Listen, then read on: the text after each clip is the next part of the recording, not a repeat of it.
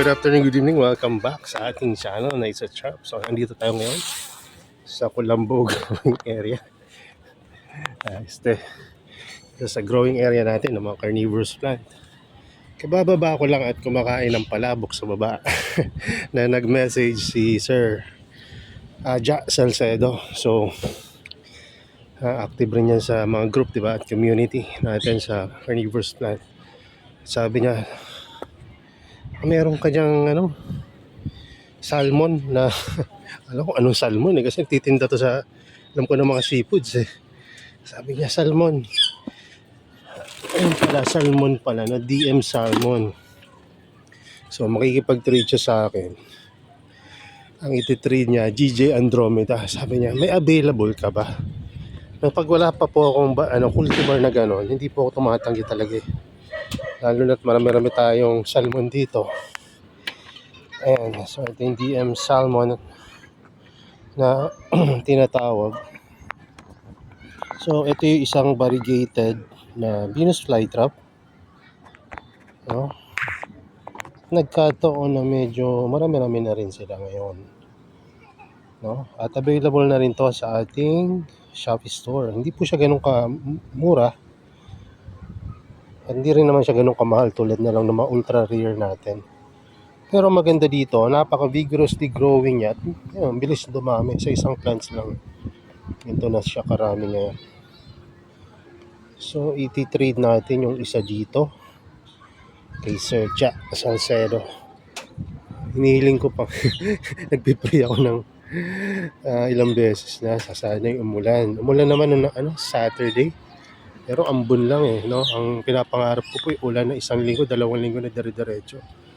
Kasi paubos na po ang ating tubig. Pero hindi naman ako kinakabahan.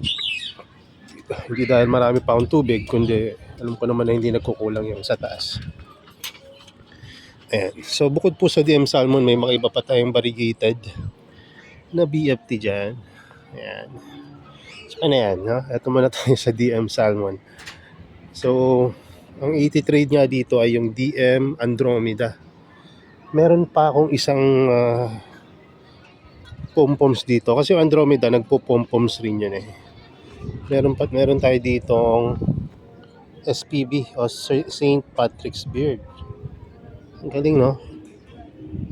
Hindi, may mga pom-poms siya na traps. Ito, bago lang to. Pom-poms na traps. Nagre-release rin siya ng normal traps. Diba? So, eto naman, meron din tayo supernova na pom-poms rin. Diba, madami na yung mga kakaiba nating mga trap, Venus flytrap. At etong si Wifula. Ito na yung update sa kanyang propagation. Meron na naman tayong mga propagation yan. At multiple growth points yan At yung isa pala na alanganin nung nakaraan na tigok na. So nabawasan ng isa yung Wifula natin na propagation. Ang good news lang, etong iba tumuloy na rin. Pati itong isa dito na napakabagal lumaki hanggang ngayon wala pa siyang growth na nilalabas. So huwag na muna natin i-count yun. So ayan, etong original o yung mother plant. At eto na lang muna tayo na medyo rhizome kasi to kaya medyo marami-raming tumubo. Rhizome division. At alam nyo ba, meron na rin tayo ngayong Freaky Star. Ayan. Hindi man ganun karami si Freaky Star, pero namumula-mula na. Freaky Star, Diabolic Robe, Fuse Tooth. Tama, Fuse Tooth. Iba pa yan sa Pasitot Ito nga, tapos Pondu. Meron pa tayo, alam ko na bago dito, Gap Teeth. Ayan. At meron pa tayong Lucha Fates. Ayan. At marami pang iba. At may mga paparating pa tayong ibang mga VFT. Marami-rami pa yun. Siguro mahigit 10 pang cultivar. At hindi lang BFT, meron rin tayong mga kakaibang mga carnivorous plant na paparating. Anyway, bago pa ako maambunan dito sa taas, which is nakagbigay sa akin ng sakit noong nakaraan, tayo na muna ay magpaso. Kuha tayong paso dito. Maliit lang yung bigay natin kay Sir Ja kasi ire-repat rin niya to eh. At tayo ng matibay-tibay. Ito, tapos pang cover pag pinadala sa kanya. Ito na lang pang cover ko. Ito. Ayan. So, wait lang ha. I-arrange ko lang. So, ayan. Ito na yung pang-titrain natin kay Sir Ja. Ayan, pumunta yan dito si Sir Ja nung nakaraan. Siguro December yun eh. So, ito po yung pan-trade na sa kanya. So, mapapansin nyo ang daming traps niyan, pero hindi ganun kalaki. Pero pagdating po sa mga nag-aalaga ng mga matatagal na, mahalaga yung maraming traps. Kasi alam nyo na kung ano yung nasa isip ko. Diba? Madaling paramihin ang Venus flytrap na maraming traps kasi bawat isang leaf, isang mouth, no, ay pwedeng maging isang Venus flytrap. So kung hindi nyo pa napapanood yung mga ibang video tungkol doon, ay meron tayong mga propagation video patungkol sa pagpaparami ng Venus flytrap.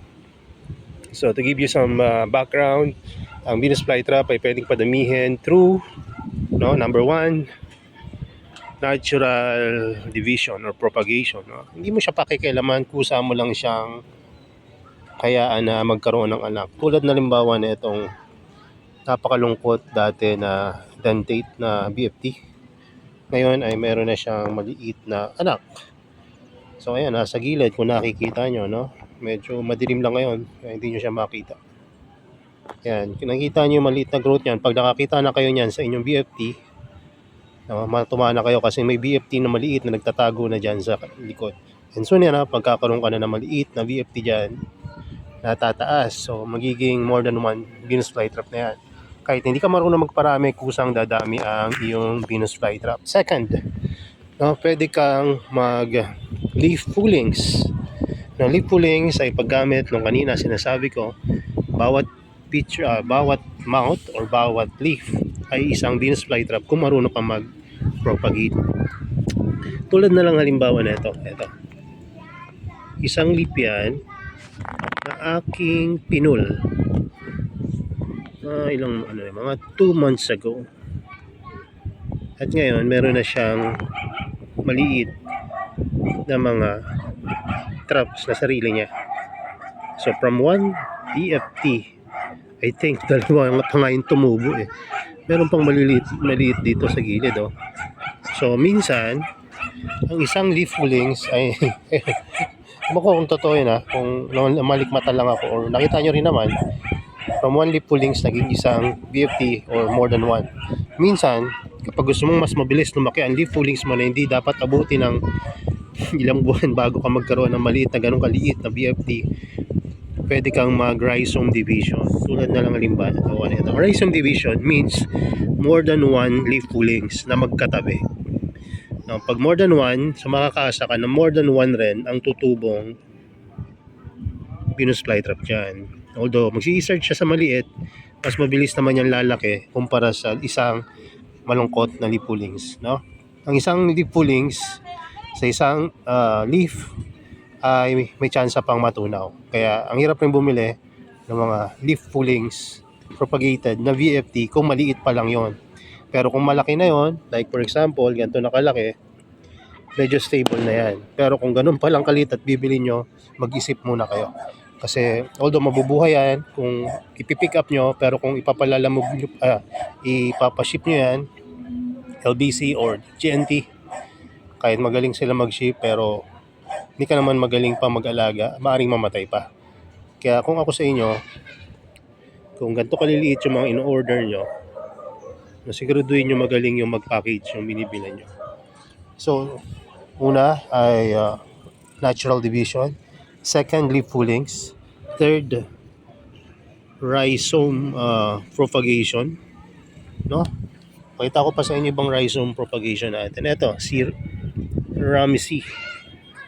Ayan, meron na siyang mga plantlets. So, makakaasa kayo yung mga leaf na yan ay mamamatay pero magkakaroon naman siya ng panibagong growth. Tulad rin na ito. Marami kasi tayong pinropagate na nakaraan. Kaya marami ring tutubo dyan. So hindi lahat ng propagation nyo ay magtatagumpay. Minsan mag-fail tulad na lang nung natunaw dito. No, wala nang trace na meron tinanim ako dyan, pero may tinanim ako dyan dati.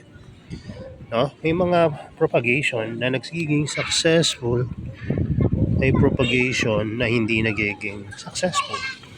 So, hindi ibig sabihin na laman nyo na sa pamamagitan ng video na to kung paano mag-propagate, ura-urada gagayahin nyo. Pag-isipan nyo mabuti kasi hindi naman sa lahat ng oras successful ang propagation. Minsan may natutunaw din.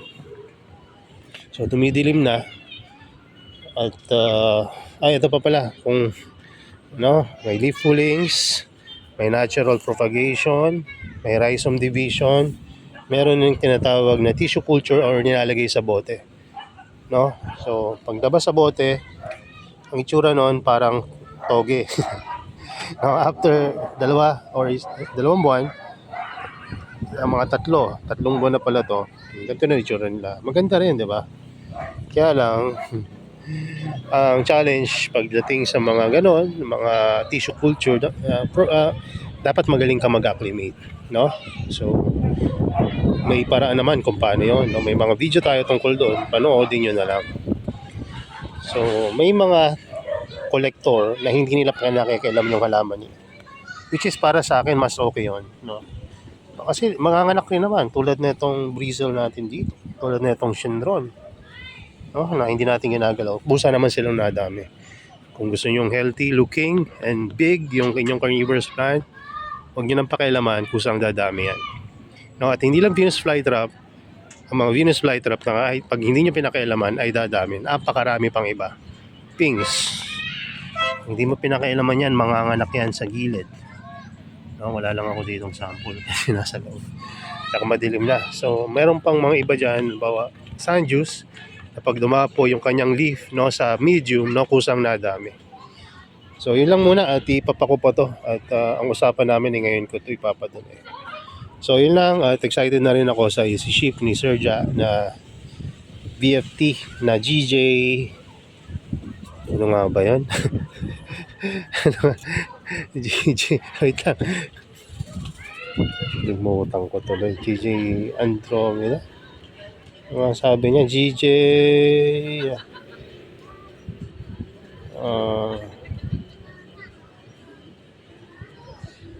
small. Andromeda nga. GJ Andromeda. So mayroon pa din daw siya ditong Pluto. Red Pluto. Ba? Tingnan natin kung ano itsura. Ako may paparating din ako. Ano ba yun? Basta meron na pala ako dyan. Yan, yung GJ. Pa yung GJ dito. Andromeda rin yata ito. Baka meron na akong Andromeda. Supernova naman pala to. Ayan, supernova meron na ako. Kasi may supernova. Aurora Borealis pala ito isa. Ayan. Anyway, so yun lang muna. At pasensya na, nakakailot ng video na to kasi hindi ako nagdala ng gimbal. So yun lang muna. God bless and bye-bye.